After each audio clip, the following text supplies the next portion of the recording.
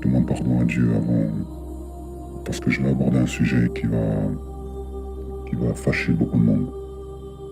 Un sujet qui tue. Un sujet qui va être un sujet très choquant. Le choc, en tout cas, pour celui qui écoute. Hein. Le sujet, c'est le shirk, c'est-à-dire l'association. L'association, ce que vous associez à Dieu. Le shirk billah. Ce que vous associez à Dieu, alors que Dieu ne veut pas qu'on lui associe quoi que ce soit. Il est unique, sans associer. Vous savez ce que ça veut dire, association? Ça veut dire que même si tu reconnais que Dieu, il est unique, d'accord, il est ahad, unique, comme dans la Bible, Dieu, il est unique. Il faut bien comprendre ça. Que les gens ne comprennent pas, surtout les musulmans, les croyants, ils ne comprennent pas. Pour eux, ils ne sont pas dans le shirk. Tout ce qu'ils font, c'est tout à fait normal. Non, je suis désolé. Le message dans le Coran est très clair. D'accord? Il est très très clair. Et le problème, c'est ça. C'est que Allah il dit dans la sourate 17, verset 46, nous plaçons des remparts autour de leurs esprits pour les empêcher de le comprendre et une surdité dans leurs oreilles. Et quand tu prêches ton Seigneur en utilisant le Coran seul, hein, Qur'an wahdahu, il fuit par aversion. D'accord? Ça veut dire qu'il y a un problème. Vous avez besoin, vous savez que le Coran c'est la parole de Dieu, ok, je ne vais pas me remettre en cause cela, mais vous avez besoin d'associer ça, le Coran à autre chose. C'est-à-dire les hadiths de Sahih Bukhari, Muslim, etc. Vous avez besoin d'associer ça à ça. C'est-à-dire que vous ne pouvez pas faire ça sans l'autre. Obligé. Vous ne pouvez pas faire l'un sans l'autre. Et dans la sourate 69, 40 à 47, ceci le Coran est la parole d'un noble messager, dont la parole, non la parole d'un poète. Vous ne croyez que rarement, ni la parole d'un devin. Vous ne prenez conscience que rarement une révélation du Seigneur de l'univers. S'il prononçait d'autres enseignements, nous l'aurions puni, nous l'aurions arrêté de faire descendre les révélations sur lui. Nul d'entre vous n'aurait pu l'aider. Vous vous rendez compte de ce que ça veut dire?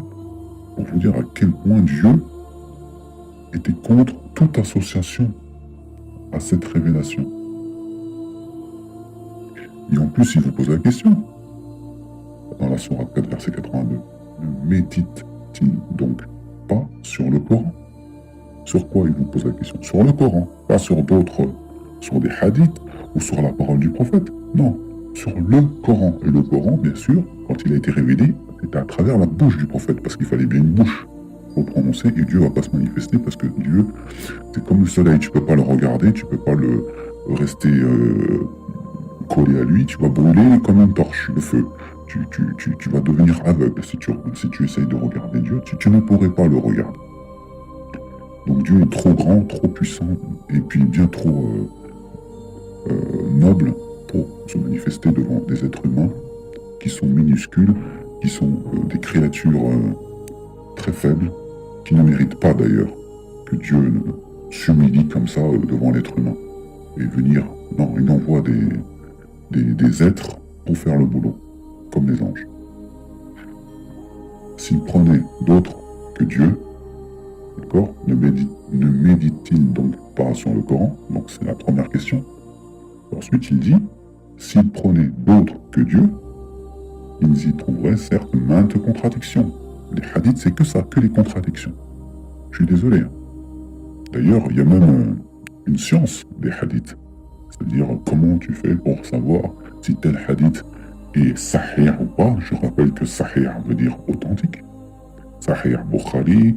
Bukhari, c'est l'imam qui a rassemblé tous ces hadiths, c'est-à-dire tous ces propos qui ont été rapportés par des gens qui ont entendu, hein, qui n'ont pas écrit, mais entendu, transmis oralement de génération en génération, de personnes qui ont vécu proches des compagnons du prophète et même certains compagnons du prophète eux-mêmes. D'accord?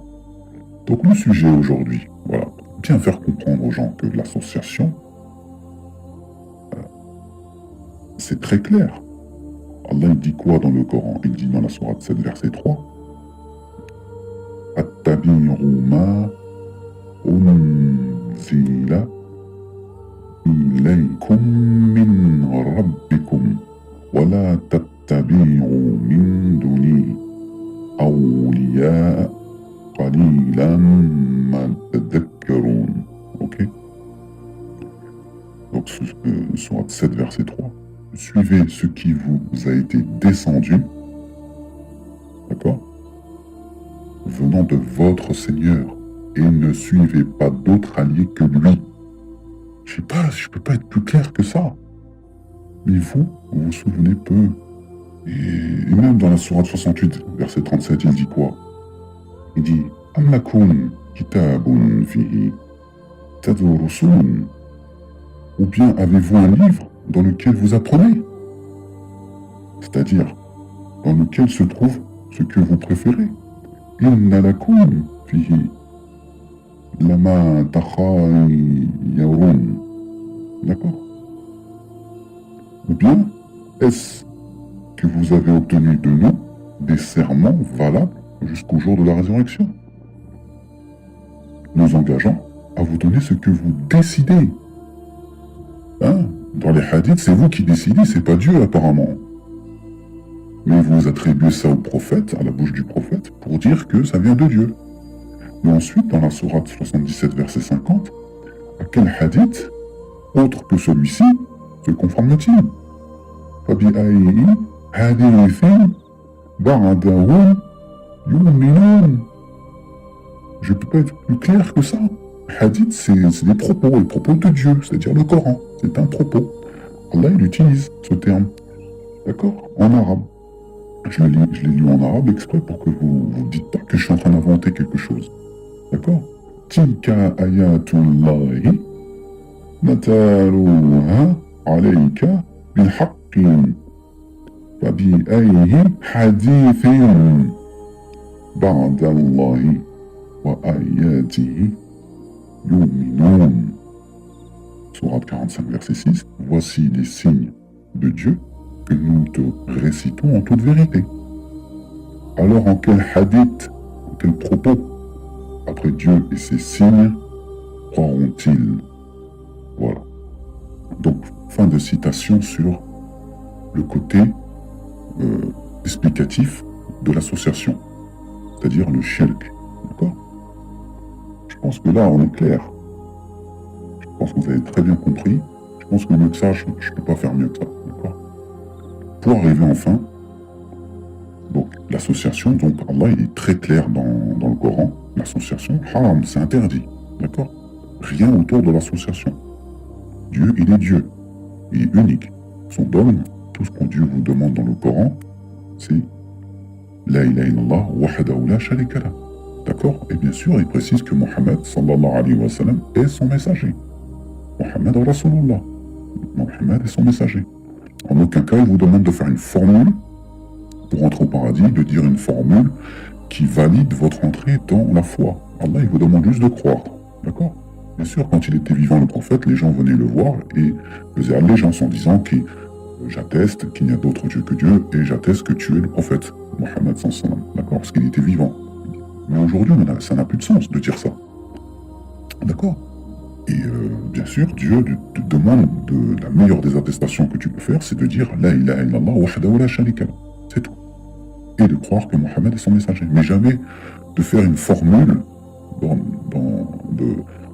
et associer ça à la religion. De dire c'est la formule magique qui te permet de rentrer dans la religion ou au paradis. Non, c'est croire en Dieu et en ses anges et en ses messagers. C'est tout ce que Dieu te demande, de croire. Et de ne pas inventer des formules ou toutes sortes de choses qu'il n'a pas demandé. D'accord? Il ne faut pas confondre l'histoire, ce qui se passait à l'époque. Le prophète, certes, on venait faire allégeance quand il était vivant, c'est tout à fait normal. C'est historique. Mais nous, on n'a pas à faire des choses qui n'ont pas de sens. On n'a pas à faire allégeance alors qu'il n'est même pas là, le prophète. On doit juste croire qu'il est le prophète. C'est tout, ça suffit. C'est ce que Dieu demande dans le Coran. D'accord? Celui qui n'a pas dit Ashhadu, donc il ne rentre pas au paradis. Vous voyez un peu la bêtise, l'absurdité. Il faut dire ashadou. Attention, si t'as pas dit ashadou, ça va pas aller. Non, Allah il demande juste de croire. T'as pas besoin de dire ashadou. Tu dis juste que je crois que Mohammed est son messager. Je crois que Allah est le seul Dieu unique. J'atteste que Dieu est le seul Dieu unique. Et ces livres, la Torah et l'Évangile, ce sont ces livres révélés. Voilà, c'est écrit dans le Coran. Tout ce qui est dans le Coran, il faut croire. C'est tout. Voilà. Là-dessus, la bataille de Badr a eu lieu, j'y crois. Parce que c'est Dieu lui-même qui le dit. D'accord. Le prophète a eu des épouses. Il le dit. Il s'adresse d'ailleurs directement aux femmes du prophète dans le Coran. D'accord. Quand on dit. Alors que les compagnons du prophète, ils sont même pas mentionnés dans le Coran. Les noms de Abu Bakr al-Siddiq, de Omar ibn Khattab, les noms de Ali ibn Abi Talib, pourtant c'est le cousin du prophète, il n'est même pas mentionné dans le Coran. Les Uthman, Ibn Affan, bah, bref, ils ne sont pas mentionnés dans le Coran. Tous ces compagnons ne sont pas mentionnés dans le Coran. Abu Huraira n'est pas mentionné dans le Coran. Pour dire que c'est des gens qui sont honorés par Dieu, qui ont une place directe au paradis, qui ne seront jamais jugés, qui seront directs, ils vont entrer direct au paradis. Le prophète, dans un hadith, il a dit, voilà, telle personne qui rentrait dans la pièce où il était, il disait, toi, tu vas rentrer au paradis. Ensuite, l'autre, il rentre dans la pièce et il dit, toi, tu vas rentrer au paradis. Toi, tu vas rentrer au paradis. Il y avait 10 compagnons. Le prophète, il a dit, tu ne seras pas jugé, tu vas rentrer directement au paradis. Ça, c'est... Comment tu veux croire à un truc pareil? Alors qu'Allah, il dit, lui qui juge qui il veut. Alors qu'il dit au prophète, dans le Coran, que tu ne sais pas ce qui adviendra de toi et ni d'eux. Tu n'en sais rien. Tu ne sais même pas ce qui adviendra de toi. Et vous êtes en train de parler de hadiths qui parlent de ceci, qui parlent de cela, alors que vous n'avez en vérité aucune certitude. Aucune. C'est ça qui est incroyable. Vous n'en avez aucune certitude. Tout simplement parce que Dieu, c'est lui qui décide. C'est lui qui décide. Qui rentre au paradis, qui ne rentre pas. Bien sûr, ceux qui ont suivi le prophète, qui ont donné sa vie au prophète, qui ont battu à ses côtés, bien sûr, que nous pensons et que nous espérons d'ailleurs que s'il est sincère, il s'est battu près du prophète, il a donné sa vie, c'est tout à fait normal de penser que cet homme-là, peut-être ne sera même pas jugé, il rentrera directement au paradis. Mais ce n'est pas quelque chose que tu peux dire avec certitude et qui t'appartient à toi de l'établir comme étant une certitude. C'est que Dieu qui appartient à cette certitude. Il y a beaucoup de choses dans la religion. Je ne dis pas que telle personne ou tel shir ou tel compagnon est un menteur. Au contraire, je dis tout simplement que peut-être c'est des gens sincères, peut-être que Dieu les a agréés, mais moi, en tant qu'être humain, en tant que être faible, nous sommes des êtres faibles, nous sommes infimes à l'échelle de l'univers, nous ne sommes rien du tout à l'échelle de Dieu. Comment voulez-vous faire confiance à un être humain qui te dit, voilà, c'est ça, la vérité. Il te dit de délaisser la vraie vérité, qui est la parole de Dieu, et il te dit, non, va suivre Shir at-Tabari, va suivre Shir Albani, va suivre Shir Ibn Taymiyyah, va suivre Shir Al-Razali, Shir les Bukhari, les musulmans, va les suivre. Laisse le Coran, c'est pas pour toi, tu peux pas comprendre, c'est pas ton niveau. Va suivre ces chirs-là, eux, ils ont le niveau, ils ont compris. Vous rendez compte, ça, c'est du shirk. Pourquoi? Parce que vous associez ces personnes-là, vous faites de ces gens-là, vous les rendez sacrés. Vous avez fait une sacralisation de ces chirs, de ces gens, au point où le Coran, on doit les délaisser. On ne peut pas le comprendre. C'est pas la peine de méditer dessus, tu vas rien comprendre. Va voir Shir at-Tabari, va voir Shir Ibn Taymiyyah, etc., etc. J'en passe. Moi, je respecte ces chirs, il n'y a pas de problème. Tu peux étudier ce qu'ils disent, etc. C'est comme l'imam Malik, l'imam Shafi'i, l'imam Hanbali, enfin bref, t'as ces 4 écoles. Ça veut dire quoi ces 4 écoles? Qu'est-ce que 4 écoles viennent foutre dans la religion? Il y a une seule école, le prophète Mohammed sallallahu alayhi wa sallam, il a enseigné une seule chose. C'est ce que Dieu demande dans le Coran. C'est tout. Pourquoi il y a 4 écoles? Hambadak. Pourquoi? D'accord? Dis-moi pourquoi. Donc, Allah dit dans Sourate 6, verset 112, ainsi, à chaque prophète avons-nous assigné un ennemi, des diables d'entre les hommes et les djinns, qui s'inspirent trompeusement les uns aux autres des paroles enjolivées. Si ton Seigneur avait voulu, il ne l'aurait pas fait. Laisse-les donc avec ce qu'ils inventent. Alors, ici, c'est pas pour moi. Moi, je n'invente rien du tout. Moi, je suis ce que Dieu y dit. Dieu y dit quoi? Sa parole. Sa parole, elle n'est pas inventée, elle vient de Dieu. Le reste, Allahu A'lam. D'accord? Je ne dis pas que c'est inventé, mais beaucoup de choses, beaucoup de chiites disent que dans les hadiths, même les plus sahih, les plus authentiques, certains sont inventés. Mais le sujet en vérité, on est parti sur la compréhension du shirk. Qu'est-ce que le shirk? D'accord? C'est l'association. Ce que tu associes à Dieu. Est-ce que Dieu a besoin de quelque chose en plus de son message, le Coran? Est-ce que Dieu a oublié que les gens ne peuvent pas comprendre sa parole et qu'il faut des ulama pour expliquer et que ces ulama peuvent se tromper puisque ce sont des êtres humains, que ces ulama peuvent être manipulés, peuvent être menacés et donc obligés de dire des choses qu'ils ne devraient pas dire pour la simple et bonne raison que si on met ta famille en danger, on menace de tuer ta femme, de tuer tes enfants pour l'intérêt de ta famille. Même le plus grand des chiites, le plus sincère, sera obligé de dire telle fatwa, de dire telle chose, d'interpréter d'une telle manière pour les intérêts du sultan, de celui qui dirige. D'accord? Ce n'est pas exclu. On ne peut pas exclure toutes ces hypothèses. Que l'islam, depuis le 9e siècle, c'est-à-dire 2 siècles après la disparition du prophète alayhi salatu wassalam, les Omeyyades, les Abbassides, jusqu'à l'Empire ottoman.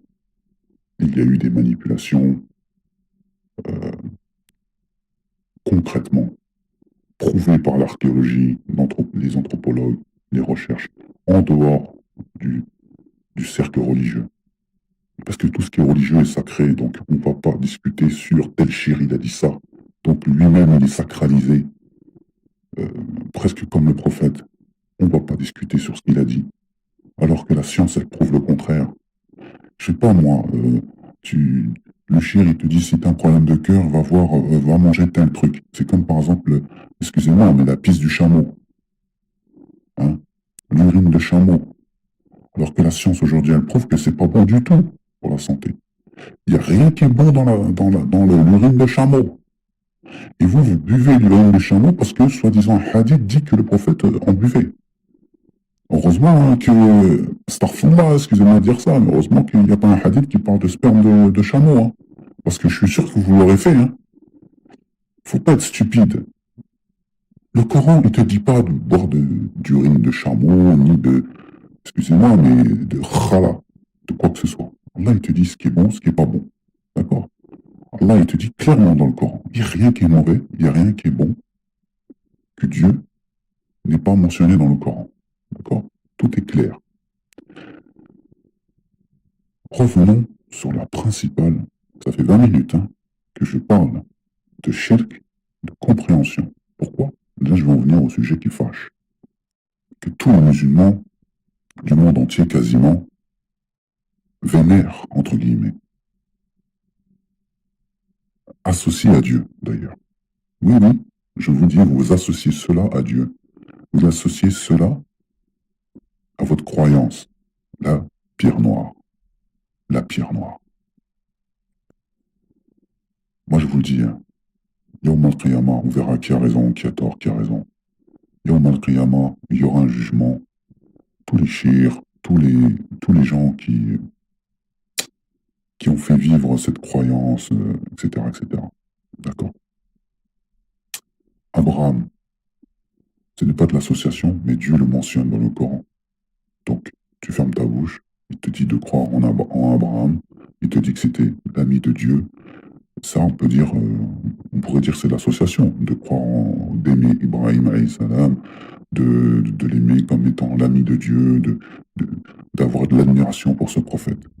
Mais pourquoi Dieu l'aime? Parce que cet homme-là n'associe absolument rien à Dieu. D'accord? Ce prophète n'associe absolument rien à Allah. D'accord? Au point où son propre père a voulu le brûler, son propre peuple a voulu le brûler, et Dieu a demandé au feu de devenir frais et doux. C'est vraiment un miracle. À quel point il rejetait toute forme d'idolâtrie. Alors vous allez adorer la pierre noire, qui n'est même pas mentionnée dans le Coran, n'est même pas validée par Allah, Azza wa Jal, le Seigneur de l'univers, le maître des cieux et de la terre, de toute création qui existe, nous l'a mentionné dans le Coran pour moi, par exemple, moi, qui me pose la question aujourd'hui, me tranquilliser et me dire, tiens, ouf, Dieu parle de la pierre noire, je peux la toucher, l'embrasser. Non, il n'en mentionne pas dans le Coran. Le prophète, oui. Si aujourd'hui je dis Allahumma salli ala Muhammad wa ala Ali Muhammad, d'accord. D'ailleurs, wa ala Ali Muhammad, la famille du prophète. Allahu alam.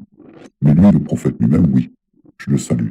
Mais la famille du prophète, Allahu alam. Pourquoi Allahu alam? Je dis Allahu alam sur la famille du prophète. Parce que tabat yada abi lahab wa tab. C'est quoi? C'est pas l'oncle du prophète qu'Allah maudit, soi-disant, dans cette sourate, que périssent les deux mains d'Abu Lahab.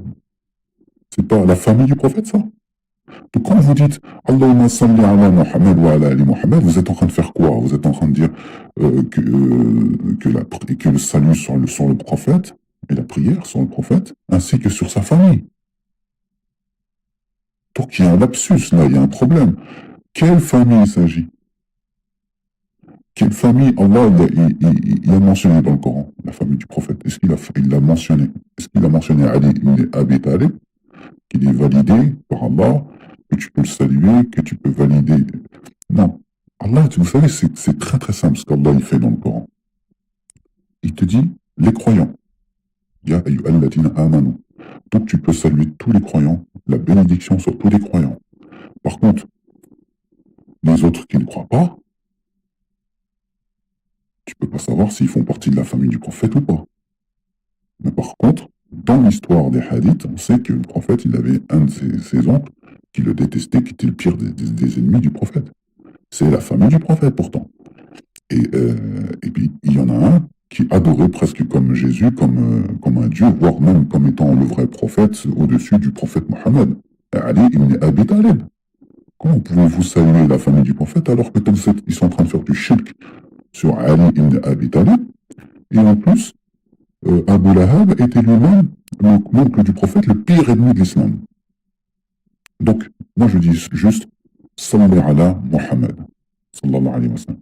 Et vous savez quoi? Même ces femmes, elles ont plus de mérite que les noms que je viens de réciter. Parce que Allah les a prononcés dans le Coran, les femmes du prophète. Elles sont mentionnées dans le Coran. Allah, il s'adresse directement aux femmes du prophète dans le Coran. Ça veut dire que ces femmes, elles ont eu l'honneur que Dieu leur a donné de l'intention, son intention. Il leur a donné, même si c'est pour les réprimander, hein. Allah Azza wa Jal, subhanahu wa ta'ala, le Seigneur des cieux et de la terre, s'est adressé aux femmes du prophète, les épouses du prophète. D'accord? Alors qu'il n'a même pas donné son intention à Ali ibn Abi Talib dans le Coran, ni si, il a donné son intention à Abu Lahab, puisqu'il a descendu une sourate. Est-ce qu'il s'agit bien de l'oncle du prophète, selon les hadiths? Est-ce qu'il s'agit peut-être de quelqu'un d'autre? Allahu a'lam. L'histoire maintenant, avec tout ce qui se passe, avec tout ce qui est raconté, blablabla, bla, bla, bla, comment tu veux faire confiance? La pierre noire n'est pas mentionnée dans le Coran, je ne peux pas y croire et même l'associer à Dieu, puisque Allah, la première chose qu'il te demande dans le Coran, c'est tout ce qu'il te demande, c'est de ne pas l'associer. Parce que tout ce qui est association, Allah ne te pardonnera jamais. Allah il dit, je pardonne tout sauf shirk, sauf l'association. Donc, craignez Allah, ouvrez un grand débat, un grand chantier, révision, faites une révision complète de la religion. Détaillez, détaillez, détaillez, cherchez archéologiquement, d'un point de vue anthropologique, faites des recherches, des fouilles archéologiques s'il faut. Revoyez les textes à fond, jusqu'au bout, décortiquez.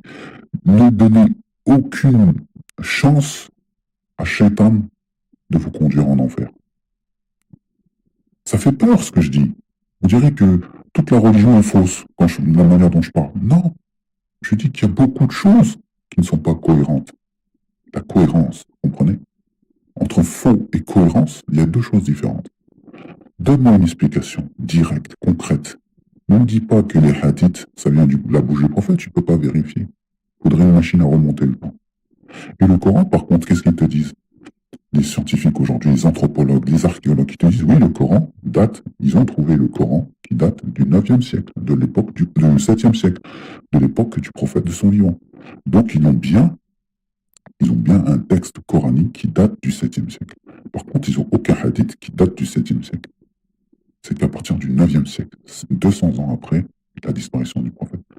Et ils n'ont rien sur les hadiths qui prouvent que, voilà, ça vient de la bouche du prophète, écrit par le prophète directement. D'accord? Voilà. On peut argumenter toute notre vie, mais en tout cas, le shirk, tout ce que vous associez à Dieu, n'est pas valable devant Dieu. Il ne faut rien associer. Seul ce que Dieu dit dans le Coran, quand Dieu a dit à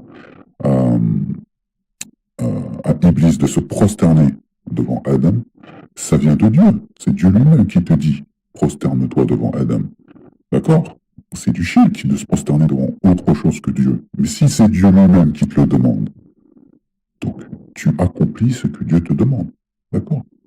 Iblis, lui, quand il dit dans le Coran, d'après ce que Dieu dit dans le Coran de Iblis, Iblis aurait dit que, puisque tu m'as induit en erreur, moi j'ai compris ce que ça veut dire, induire en erreur. Ça veut dire que, puisque Dieu dit que tu ne te prosternes devant personne d'autre à part Dieu, et là, d'un coup, Dieu te dit de te prosterner devant Adam, devant une créature qu'il a créée. Donc, là, j'ai compris pourquoi il dit tu m'as induit en erreur.